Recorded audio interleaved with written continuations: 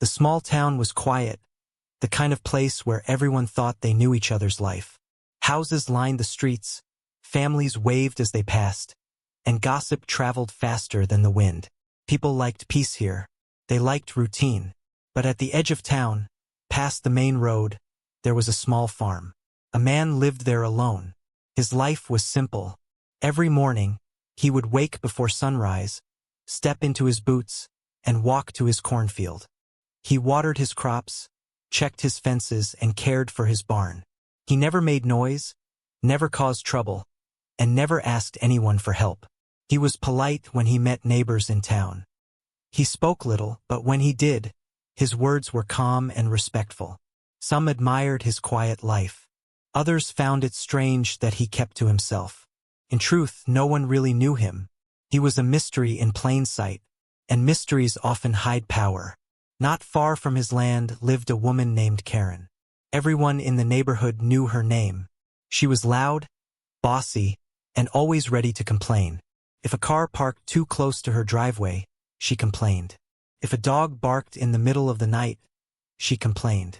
And when she became head of the HOA, her complaints turned into orders. Karen liked to control things. She liked people to fear her. She wanted her street to look perfect, her rules to be followed, and her voice to be the loudest. When she looked at the man's farm, she didn't see peace. She saw something ugly. She hated the smell of corn. She hated the sound of tractors. She hated the old barn, standing strong at the center of his land. She called it an eyesore. She told anyone who would listen that it lowered property value. She told the man he should tear it down. But he didn't. Every time Karen showed up at his door, shouting or threatening him with HOA rules, the man stayed calm. He never raised his voice. He never argued. He only nodded politely and went back to his work. His silence made her furious.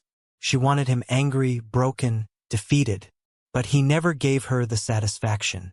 One summer evening, when the sky was painted orange and the town was settling down for dinner, smoke rose from the edge of the farm. At first, no one noticed. But soon, the smell of burning wood filled the air. Flames lit up the horizon. The barn was on fire. Neighbors rushed out of their homes. Children pointed. Adults whispered.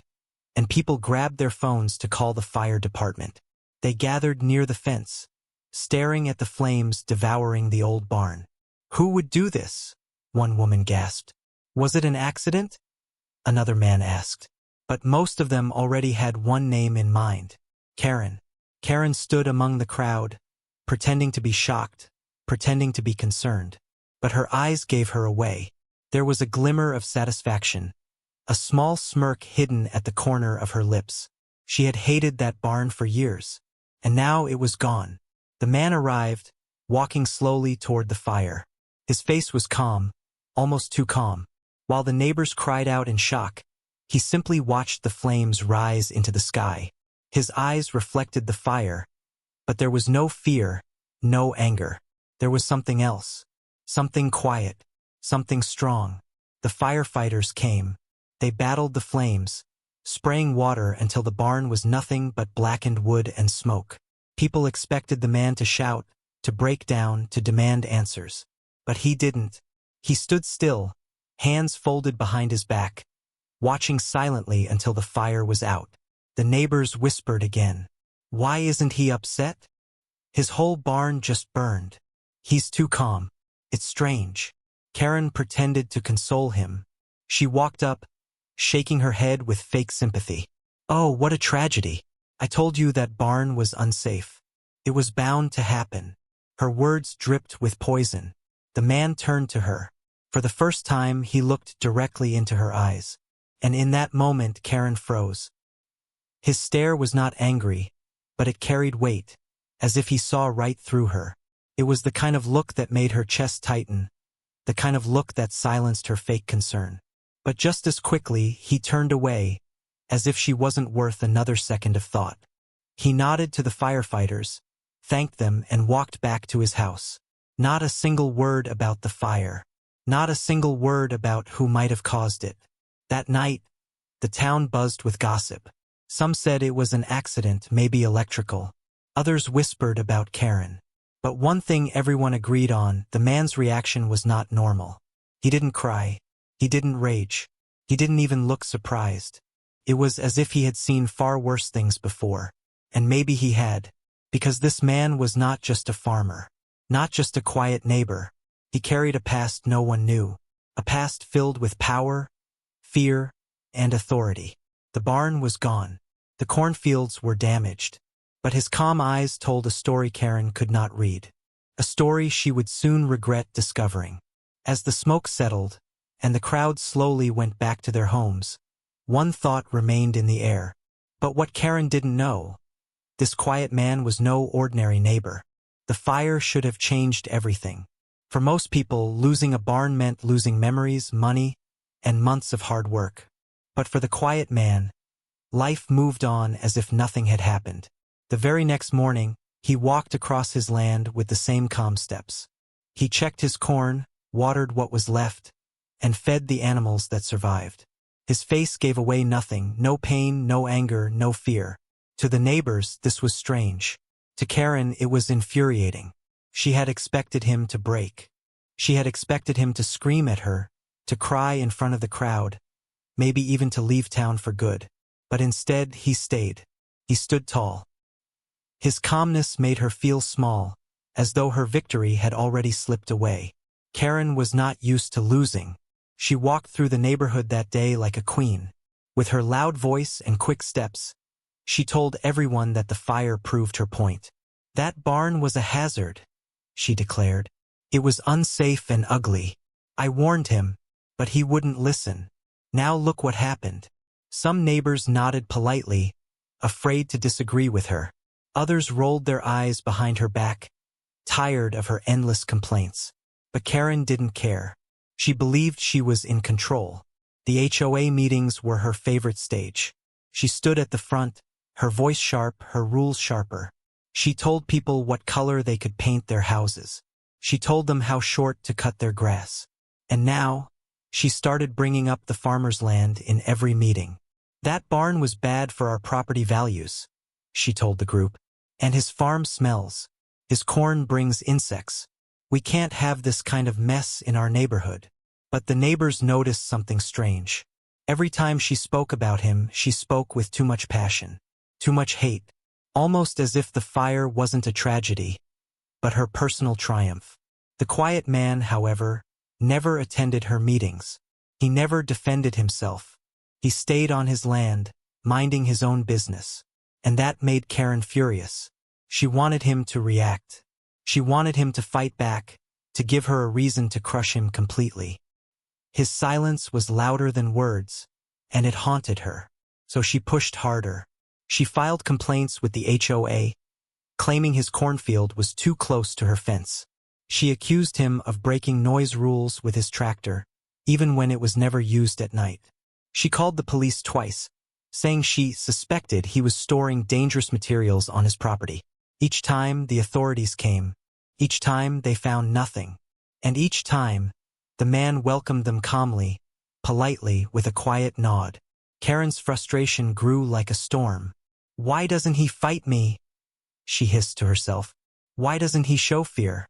What is wrong with him? She didn't know the answer, but the truth was simple. The man had seen enemies far worse than Karen. He had faced liars, cheaters, and criminals who thought they were above the law. Compared to them, Karen was nothing more than a noisy shadow. Still, to the town, Karen's voice was growing louder. She began spreading rumors. She told neighbors that the man was unstable, that he was dangerous, that his calm face was a mask for something darker. He lives alone for a reason, she whispered. Don't trust him. People like him always hide secrets.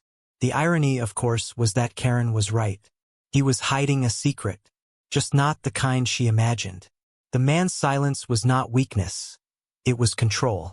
His calm was not ignorance, it was power. And while Karen tried to paint him as strange and suspicious, she was only pushing herself closer to a truth she was not ready to face. One evening, the neighborhood gathered for another HOA meeting. Karen stood tall at the front, a stack of papers in her hands. Her voice echoed in the small hall. "This man is bringing down our community," she shouted. "First the barn, then the smell of corn, then the endless noise. He doesn't belong here. We deserve peace. We deserve order. And as long as he lives here, we will never have it." The neighbors shifted uncomfortably in their chairs. Some agreed with her, others didn't. But no one dared to speak against her, not yet. Karen banged her fist on the table. "I demand that we vote to fine him, to pressure him, to make him leave if we must. This is our neighborhood, and I will not let one man destroy it." Her eyes burned with pride, but her voice carried something else: desperation. She was trying too hard. She wanted control, but she was losing it. Outside the meeting hall, the quiet man stood under a tree, listening. He didn't step inside. He didn't stop her speech. He only listened, his face calm as ever, as though every word was being stored in his mind like evidence. When the meeting ended, the neighbors filed out. Karen spotted him in the shadows. She smirked, thinking she had finally gotten under his skin. She walked up to him with fake confidence. "You should leave," she told him coldly. "This neighborhood isn't for people like you." He turned his head slowly and looked at her. His eyes were steady, calm, unshaken. And in that brief silence, Karen felt something she had never felt before: nervous. It was just a look. No words, no threat. Just a look that told her she had no idea who she was dealing with. Karen quickly brushed it off, laughing loudly as she walked away. But deep down, her stomach twisted. She had bullied many people before, but something about this man was different. Something about his silence felt heavier than any threat she had ever faced. The neighbors didn't know it yet. Karen didn't know it either. But every complaint she filed, every rumor she spread, every insult she threw, was only tightening the noose around her own neck. Because the man she thought was weak was not weak at all. He was watching. He was waiting. And when the time came, he would not show mercy. The barn fire had passed, but the smoke of suspicion still lingered in the town. Everyone had seen the man's strange calmness that night. They expected anger. They expected shouting. But instead, he acted as if losing his barn meant nothing at all. And that was what unsettled people most. Most neighbors whispered about it in the days that followed. "Maybe he's in shock," one woman said. "No," another replied. "He's too calm. It's like he doesn't care." But who doesn't care when their whole barn burns? The truth was, he did care. But the man carried his pain differently than others. He had learned long ago never to waste energy on rage. Instead, he carried himself with patience, watching, listening, and waiting for the right moment. Karen, however, saw his calmness as weakness. To her, the barn fire was only the beginning. If he wouldn't fight her directly, she would keep pressing until he broke.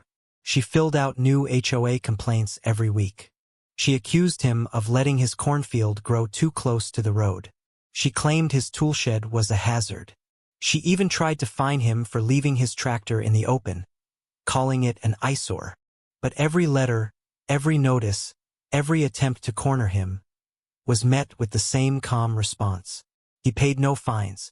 He signed no papers. He simply folded the letters and tucked them away. He never shouted. He never begged.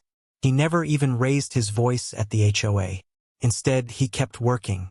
Every morning, he rose before the sun, his boots crunching softly against the dirt. He fixed broken fences. He repaired what little he could from the barn. Slowly, board by board, he began rebuilding. Neighbors passing by noticed the quiet determination in his work. His back bent with age, but his hands were steady, strong. And Karen hated it. "Why doesn't he give up?" she hissed to herself. "Why won't he just leave?" Her anger boiled hotter with every day that he stayed. She wanted to crush him, to see fear in his eyes. But his eyes never changed. They were steady, deep, like a man who had seen worse than a barn fire, worse than petty threats. And that was the truth.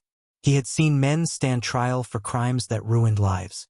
He had stared into the eyes of liars, thieves, and dangerous criminals. He had delivered justice to people who thought they were untouchable. Compared to them, Karen's antics were nothing more than noise. But Karen didn't know this. She thought she was playing a game of power. She thought she was winning.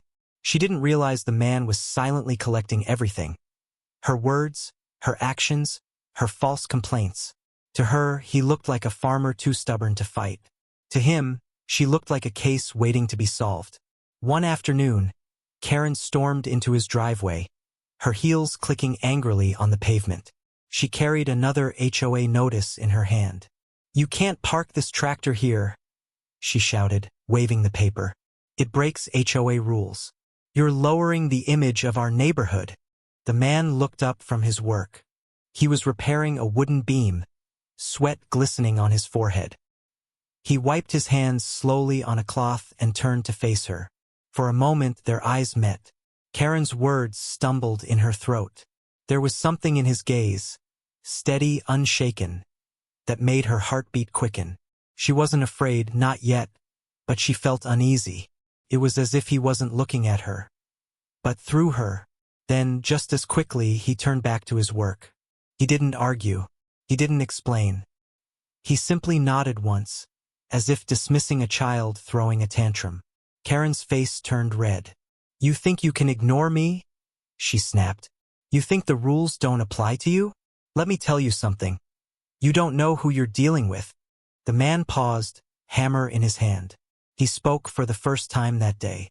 His voice was calm, deep, and measured. "No," he said quietly. "It is you who doesn't know." Karen froze. The words were simple, but the weight in his tone unsettled her. She forced out a laugh, tossing her head back as if the moment hadn't shaken her. She shoved the notice against his chest and marched away. But that night her laughter faded. As she lay in bed, she replayed his words in her head. "It is you who doesn't know." What did he mean? What was he hiding? For the first time, Karen felt a small shiver of doubt. The next morning, the man was back in his field, moving as if nothing had happened. His calm presence only made the town gossip louder. Some said he was a saint for staying so patient. Others said he was strange, maybe dangerous. But one thing was clear, he was unbreakable. And while Karen grew more restless, more desperate, he only grew more composed. Every insult, every rumor, every attack only made him appear stronger. To the neighbors, it looked like Karen was winning. But in truth, she was digging her own grave. Because while she shouted, he was planning. While she lied, he was gathering proof. And while she thought she was in control, the man was quietly holding the real power. A storm was coming. Karen just didn't know it yet. And when it arrived, it wouldn't be loud. It would be calm. It would be ruthless. Just like him. Karen believed she had won. The barn was gone. The complaints were piling up, and the HOA meetings were turning into her personal courtroom. She stood tall in front of her neighbors, waving papers, quoting rules, and painting the quiet man as a nuisance. "He doesn't care about this neighborhood," she told them. "He ignores our rules, our standards, everything we work for. If we don't act now, this place will look like a dump." Some nodded, afraid of her sharp tongue. Others stayed silent, tired of her endless wars. But Karen didn't care who agreed or disagreed.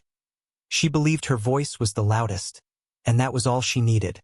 But while she raised her voice, the man raised nothing, not even an eyebrow. He stayed silent, calm, watching, and slowly things began to change. One evening, Karen returned home to find a letter taped to her door. It wasn't from the HOA. It wasn't from the neighbors. It was an official document, heavy with seals and stamps. Her heart skipped as she tore it open.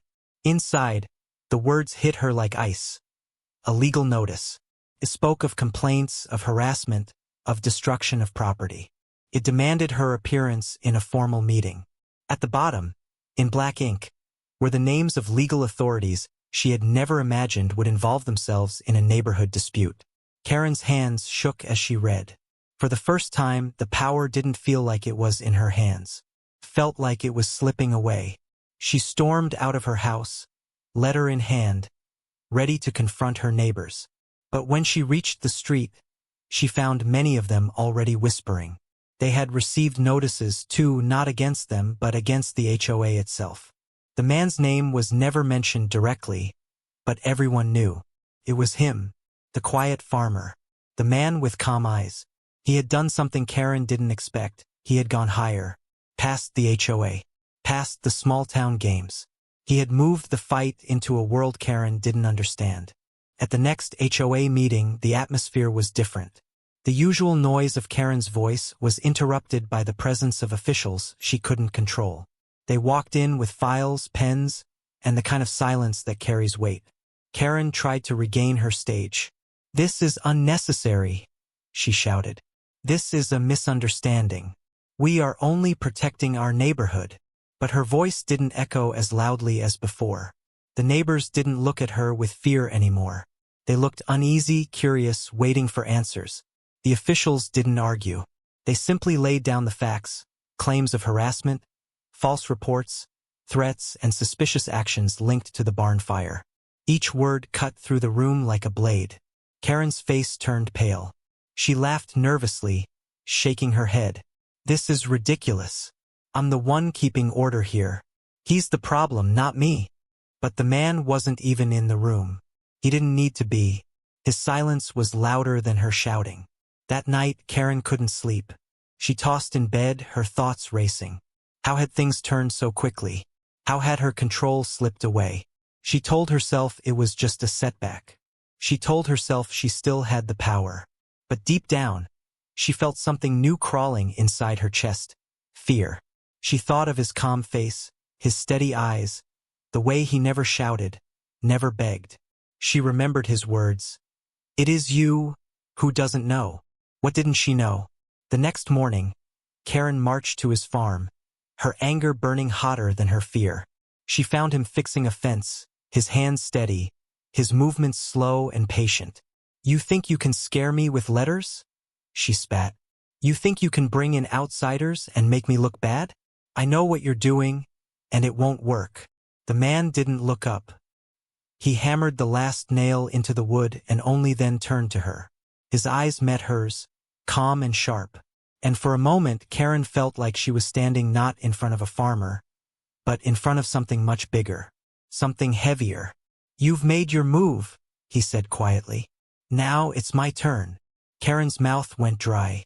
His words were simple, but the weight behind them was crushing. She opened her mouth to respond, but no words came. He turned back to his fence, as if she no longer existed. And that dismissal, being treated as nothing, hurt her more than any insult. The days that followed were different. Neighbors who once nodded politely at Karen now avoided her eyes. Conversations ended when she walked into the room. Whispers grew behind her back, whispers she couldn't control. For years, she had been the loudest voice in the neighborhood. Now, her voice sounded like noise in a place growing tired of her reign. And the man? He remained steady. He rebuilt his barn one beam at a time, never rushing, never speaking. His silence was no longer strange. It was terrifying. Karen felt it deep inside. She was losing. She had power in the HOA, yes, but he had power somewhere else, somewhere she couldn't reach. And the worst part was, she didn't even know what kind of power it was. One evening, she overheard two neighbors whispering outside the grocery store. "I heard he knows people in high places," one said. "High places? Like where?" "Courts. Government. He's not just some farmer, you know?" Karen's chest tightened. She wanted to step in, to shout, to deny it. But she didn't, because for the first time she realized maybe the whispers were true. Maybe the quiet man she had bullied wasn't who she thought he was. And maybe she had just made the biggest mistake of her life. The turning point had come. Karen had pushed too far, and the ground beneath her was starting to crack. What she didn't know was that the cracks would soon open wide, wide enough to swallow her whole. Because the man she mocked, the man she underestimated, wasn't simply waiting. He was preparing. And the day his truth was revealed, her world would never be the same. The letters, the officials, the whispers, Karen could no longer escape them. For weeks, the neighborhood no longer bowed to her voice. People avoided her eyes. Her words carried less weight. The more she shouted, the less people cared. And the more the quiet man stayed calm, the more uneasy she felt. Something about him was wrong. Or maybe something about him was far too right. Every time she saw him in his field, working silently, steady hands rebuilding what she had destroyed, her chest tightened. He didn't look broken. He didn't even look bothered. He looked prepared. Prepared for something she couldn't see. One morning, Karen found another envelope at her door. This one wasn't like the others. It wasn't taped with frustration or folded with haste. It was delivered with official care. Her name was written across the front in bold black ink. Her hands trembled as she tore it open. Inside, the words were simple yet heavy. Summons. She was ordered to appear in court. Not an HOA hearing. Not a neighborhood meeting. An actual federal courtroom. Her knees weakened. She dropped the letter, her mind spinning. "This isn't possible," she whispered. "It's just a farm. Just a barn. Just him." But deep down, she already knew. This was no ordinary man. The day of the hearing came quickly. Karen dressed in her sharpest clothes, desperate to look strong. But no amount of makeup or jewelry could cover the unease in her eyes. She walked into the courthouse with forced confidence, her heels clacking loudly on the marble floor. Inside, the atmosphere was different from the HOA meetings where she reigned. This room was bigger, colder. The air was thick with silence, broken only by the shuffle of papers and the low voices of officials. Karen sat at the front, her chest tight, her eyes darting around the room. She expected the man to walk in, dressed in farm clothes, maybe looking nervous. She expected him to finally face her with fear. But then the side door opened, and everything changed. The man walked in, not in boots or dusty clothes, but in a black robe. His steps were steady, his posture commanding. The room rose in respect as he approached the high seat at the front. Karen's breath caught in her throat. Her hands clutched the table. Her mind screamed, "No, it can't be." He didn't look at her at first. He didn't need to. His presence filled the room like thunder, even in silence. When he sat, the sound of the gavel echoed sharp, final. The quiet farmer, the man she mocked, the neighbor she bullied, the one whose barn she destroyed. He was not just a man. He was the judge. A federal judge, powerful, feared, respected. Karen's world tilted. Her throat went dry. All the whispers she had ignored, all the calmness she had mocked. It all made sense now. He hadn't been weak. He hadn't been scared. He had been waiting, watching, gathering. And now the waiting was over. "Court is now in session." His voice rang out. It was the same calm tone he always used, but now it carried authority that shook Karen to her core. Her eyes darted around, searching for someone, anyone, to explain this nightmare. But the neighbors who once followed her sat silently in the back. Some even looked at her with smirks, as if justice had finally come. The judge finally looked at her. His eyes, steady and sharp, locked on hers. For the first time, Karen felt small. Smaller than she ever had in her life. The charges were read. Harassment, false reports, HOA abuse, and the most damning of all, suspicion of arson. The barn fire. Karen's lips trembled. She opened her mouth to deny it, but her voice cracked. This is ridiculous," she stammered. I didn't do anything." The judge tilted his head slightly. Not angry, not even surprised. Just calm. Too calm. "Do you deny," he asked, "that you targeted your neighbor with false complaints?" Karen's body stiffened. Her mind screamed to fight back, but her words tangled. I was protecting the neighborhood." A quiet murmur moved through the courtroom. Her excuses, once powerful in HOA meetings, sounded weak here. The judge leaned forward slightly. His gaze never wavered. "You call it protection. I call it abuse of power. And in this court, abuse has consequences." Karen's stomach dropped. She had shouted at him for months, mocked him, ordered him around. And now, with a single calm sentence, he had stripped her of everything. The evidence piled up. Witnesses spoke. Neighbors revealed her lies, her bullying, her threats. Piece by piece, the picture became clear. And through it all, the judge remained steady. He never raised his voice. He never showed anger. He didn't need to. His silence between words carried more weight than all of Karen's shouting combined. At last, when the evidence was complete, he looked directly at her. "You thought I was just a farmer," he said quietly. "You thought you could burn what was mine and walk away. But justice is not blind to arrogance." Karen's face burned red. Tears welled in her eyes, but she forced herself not to cry. Still, her voice shook. "You tricked me," she whispered. The judge's expression didn't change. "No, you tricked yourself. You believed silence was weakness. You believed kindness was fear. But you were wrong." His gavel struck once more. The sound cracked like thunder. Karen flinched. Her world collapsed in that single echo. For the neighbors, the reveal was unforgettable. The quiet man they had ignored, the mystery they had whispered about, was in fact one of the most powerful figures they could imagine. For Karen, it was worse than punishment. It was humiliation. The one person she had underestimated turned out to be the one person she should have feared the most. And as she was escorted out, head down, the judge remained seated calm, steady, and unshaken, the same way he had always been. The courtroom was still. The echoes of the gavel hung in the air like smoke after a fire. Karen sat frozen in her chair, her face pale, her confidence drained. For the first time in her life, her voice did not matter. The judge leaned back, his eyes steady on her. "You believed your power came from fear," he said calmly. "But real power comes from justice." His words cut deeper than any insult.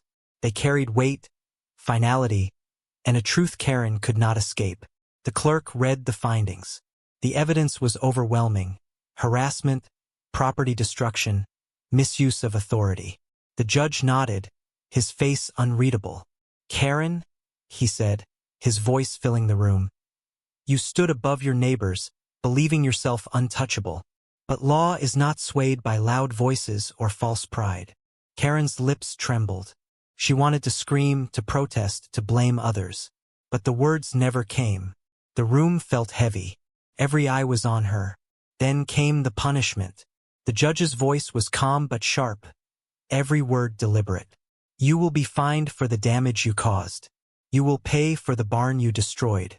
And you will step down from your position in the HOA immediately. Your abuse of power ends here." The room erupted in murmurs. Neighbors exchanged glances, some shocked, others quietly pleased. The once feared Karen had been stripped of everything she clung to. Karen's chest tightened. "You can't do this to me," she shouted at last, her voice breaking. I was only protecting yourself." The judge interrupted, his tone like stone. "Not the community, not the law, only your pride." His gavel struck again. Sharp, final. Karen flinched, her shoulders collapsing. She was escorted out, her head low, her steps heavy. No one rushed to her side. No one defended her. The power she once wielded was gone, replaced by silence and judgmental stares. The judge watched her go, his face calm, but his eyes carrying something deeper. Disappointment, not anger. For him, justice was not revenge. It was balance restored. Outside the courthouse, neighbors whispered to each other. For years, Karen had been the storm of the neighborhood, loud and unyielding. But now she was just another person who had crossed the wrong line. And the judge? He was no longer a mystery, the quiet farmer, the man with steady hands and calm eyes. He was revealed as something greater, an authority that stretched beyond fences, barns, and small-town squabbles. A man who lived in silence but spoke with thunder when it mattered most. That evening, the judge returned to his farm. The sun dipped low, painting the sky orange and gold. He walked past the ruins of his barn, the charred wood still blackened from the fire. But his steps were not heavy. For him, rebuilding was never the hard part. He touched the old wooden post, the only part of the barn that had survived. His fingers lingered, and for a moment, his eyes softened. Then he turned away. The barn could be rebuilt. But the lesson Karen had learned, that could not be undone. Karen, meanwhile, faced her new life in silence. She was no longer in charge of the HOA. Her voice no longer echoed across meetings. Neighbors she once controlled now passed her without care. Some even avoided her completely. Her pride, her shield, had shattered. And everywhere she went, whispers followed. She thought she was untouchable. She went after the wrong man. She never knew who he really was. And those whispers cut her deeper than any punishment. Weeks later, the judge's new barn stood tall again, stronger than before, painted fresh, shining in the sun. Neighbors came by not out of curiosity, but out of respect. They offered help, they offered words, and for the first time, the man behind the quiet farm was no longer just the neighbor with the barn. They saw him now as what he truly was, both farmer and judge. A man of the land, but also a man of the law. And Karen? She sat on her porch, staring at the new barn rising against the horizon. The sight burned her. It reminded her of her failure, her arrogance, and her downfall. But deep inside, even she knew she had brought it upon herself. The judge never shouted. He never raised his hand. He never sought revenge. He simply let justice do what justice always does. And justice had no mercy for arrogance. The story of Karen spread through the small town like wildfire. People retold it at gatherings, whispered it at cafes, repeated it at markets. The tale always ended the same way. She burned his barn. But what she didn't know, he was a federal judge. And he was feared for a reason. It became less a story of destruction and more a warning. A warning not to underestimate silence. A warning not to mistake kindness for weakness. And so, life returned to peace. The judge continued his quiet work on the farm, his days simple, his heart steady. Neighbors respected him more, though he asked for nothing in return. But deep down, everyone knew, if anyone ever tried to cross him again, if anyone ever thought they could take what was his, never mistake silence for weakness. Sometimes, the quietest person in the room is the one you should fear the most. Justice would rise again, and it would be ruthless.